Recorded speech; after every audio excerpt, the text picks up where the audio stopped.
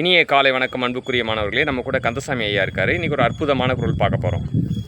அதிகாரம் ஆழ்வினை உடைமை. முயற்சி திருவினை ஆக்கும், முயற்றின்மை இன்மை புகுத்திவிடும்.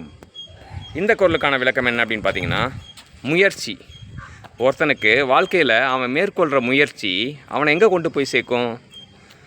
அவனுக்கு சிறப்பான இடத்த கொண்டு போய் சேர்க்கும், செல்வத்தை உண்டு பண்ணும். ஆனால் அதுவே முயற்சி செய்யாமல் இருக்கான், அவனை எங்கே கொண்டு போய் சேர்க்கும்? அவனை வறுமையில் கொண்டு போய் சேர்த்துரும், இல்லாமை அப்படின்ற ஒரு இடத்துக்கு கொண்டு போய் சேர்த்துரும். எனவே அன்புக்குரிய மாணவர்களே, முயற்சி திருவினை ஆக்கும் அப்படின்றாரு. திருனா செல்வம், வினைனா செயல். செல்வத்தை உண்டாக்கும் செயலை மேற்கொள்ளும். ஆனால் இது முயற்சியின்மை வறுமையை உண்டாக்கும். முயற்சியோடு வாழ்வோம். வாழ்த்துக்கள் சாம்பியன்ஸ்.